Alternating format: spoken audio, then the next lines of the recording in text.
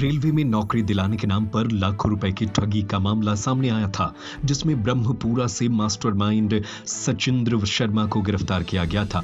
अब इस मामले में पुलिस ने बोकारो से एक और आरोपी अमित कुमार उर्फ लौ को गिरफ्तार किया है। अमित का काम उम्मीदवारों का फर्जी मेडिकल और दस्तावेज का सत्यापन कराना था। उसके पास से बोकारो स्टील सिटी का फर्जी ID कार्ड भी बरामद किया गया, जिसे दिखाकर वह अंदर जाता था।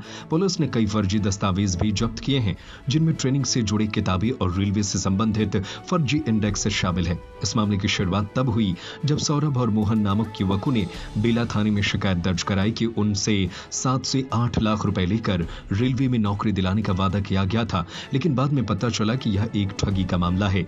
मुजफ्फरपुर पुलिस ने इस फर्जीवाड़े में तेजी से कार्रवाई की है। इससे पहले मास्टरमाइंड सचिंद्र शर्मा की गिरफ्तारी हुई थी और अब बोकारो से अमित कुमार की गिरफ्तारी की गई है। इस पूरे रैकेट में शहर की चर्चित गायिका सोनू मुस्कान का नाम भी सामने आया है, जिसके बाद मामला और गंभीर हो गया है। पुलिस अब इस रैकेट से जुड़े अन्य आरोपियों की तलाश में छापेमारी कर रही है। फर्जीवाड़े के इस मामले में मुजफ्फरपुर में सनसनी मच गई है और पुलिस की कार्रवाई पर सभी की नजरें टिकी हुई है।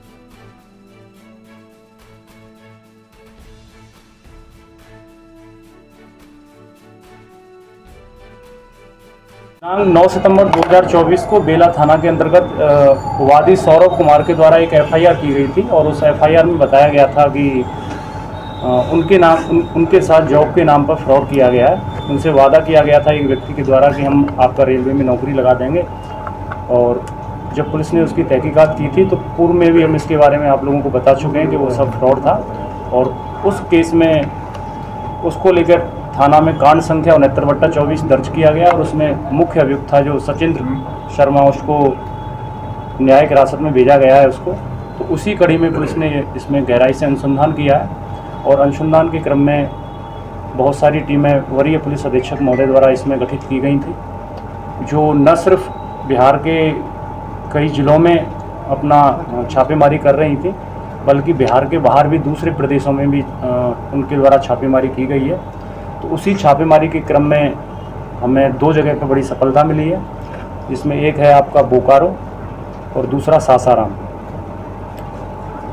तो बोकारो में जो फ्रॉड हुआ था उसमें जो मुख्य अभियुक्त था उसके द्वारा रेलवे में नौकरी का झांसा दिया जाता था। तत्पश्चात उसको जॉइंट लेटर भी जारी कर दिया जाता था और तब उस व्यक्ति से कहा जाता था कि आपकी नौकरी पक्की हो गई है और आप मेडिकल कराने के लिए बोकारो में जाइए, आप स्टील अथॉरिटी ऑफ इंडिया के प्लांट में। तो वहाँ जो व्यक्ति इनका मेडिकल करवाता था, जो लाइजनिंग करता था, उस व्यक्ति की आज गिरफ्तारी हुई है और उस व्यक्ति को ट्रांजिट रिमांड पर लाते हुए हम लोगों को 48 आवर्स का ट्रांजिट रिमांड मिला था और उसमें हमने इंटरोगेशन किया। पूछताछ के क्रम में बहुत सारी चीज़ें आई हैं। उस व्यक्ति को अरेस्ट करके माननीय न्यायालय में उपस्थापन के लिए भेजा जा रहा है और गठित टीम ने कई बिंदुओं पर जांच की, जिसमें ह्यूमन इंटेलिजेंस के साथ साथ टेक्निकल इंटेलिजेंस का भी सहारा लिया गया और उस व्यक्ति के पास से एक फर्जी आइडेंटिटी कार्ड जो स्टील अथॉरिटी ऑफ इंडिया का है, जो वास्तव में समुचित प्राधिकार द्वारा जारी नहीं किया गया है, लेकिन वो फर्जी तरीके से जो मुख्य अभियुक्त था सचिंद्र शर्मा, जिसको जेल में भेजा जा चुका है, उसके द्वारा जारी किया गया था। उस कार्ड का उपयोग करके ये लोग उसके अंदर आते जाते थे। गिरफ्तार किए गए अभियुक्त का नाम अमित कुमार उर्फ लव सन ऑफ नवीन कुमार है, जो 61D आदर्श कोऑपरेटिव कॉलोनी, थाना सेक्टर 12, जिला बोकारो, राज्य झारखंड का निवासी है। इनका पूर्वी आपराधिक इतिहास हमने खंगालने की कोशिश की, तो अभी हमें 3 केस इन पर फर्जीवाड़े के मिले हैं, जिनमें एक केस है लाजपत नगर थाना दिल्ली का है, 2 केस इनके ऊपर हैं BS सिटी थाने में बोकारो झारखंड में कांड संख्या 329/18। एक बोकारो का ही और थाना है हरला थाना, जहां उन पर 77/19 कांड संख्या दर्ज है।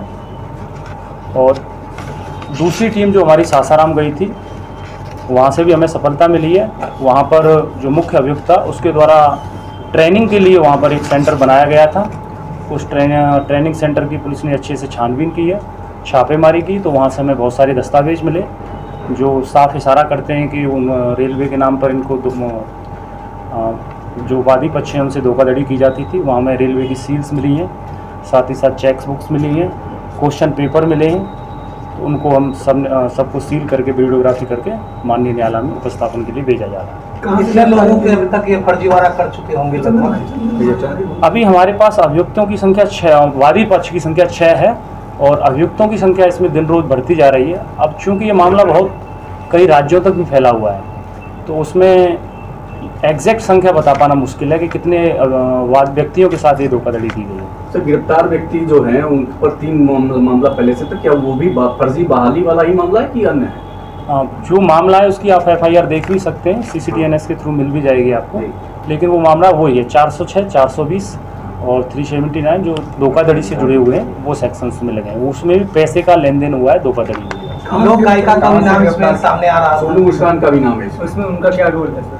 हाँ, इसमें उनका भी है। अभी चूंकि केस अनुसंधान के अंतर्गत है तो अभी बहुत ज़्यादा पुलिस उसमें कुछ बताने से आपको बचेगी, और लेकिन इसमें अनुसंधान चल रहा है। तो उसकी गिरफ्तारी के लिए प्रयास हो रहा है? प्रयास कर रही है पुलिस, पूछताछ के लिए उनसे करेगी, क्या भूमिका है वो अपना पक्ष रखेंगी, और पुलिस चल रही है इन्वेस्टिगेशन, उसको अभी बताना ठीक नहीं है। कहाँ से गिरफ्तार किया गया?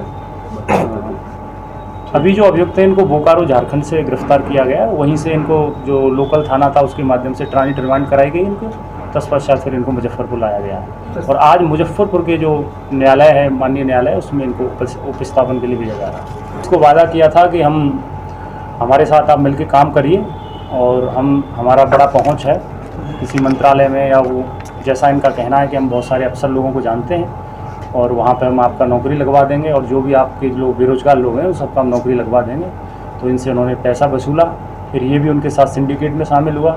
जैसा कि मैंने बताया कि ये स्टील अथॉरिटी ऑफ इंडिया का चार्ट देख रहा था, तो वहाँ की जो मेडिकल्स आते थे उनको मिलकर ये करता था। इसमें और भी कई सारे नाम। इसमें ये एम्प्लॉय था क्या sir steel authority of India में? सो कॉल्ड एम्प्लॉय इसको कह सकते हैं, तथाकथित। तो उसमें जॉब करता है दादा, उसमें ऐसा पुलिस को नहीं की जांच में सामने आया है। जिसको बेटा बताया जा रहा था, दरअसल ये बेटा नहीं है, लव कुमार उर्फ अमित है, जिसको पूर्व में दावा किया जा रहा था कि उसका बेटा है, लेकिन उसका बेटा नहीं है, लेकिन उसके साथ धोखाधड़ी में शामिल है।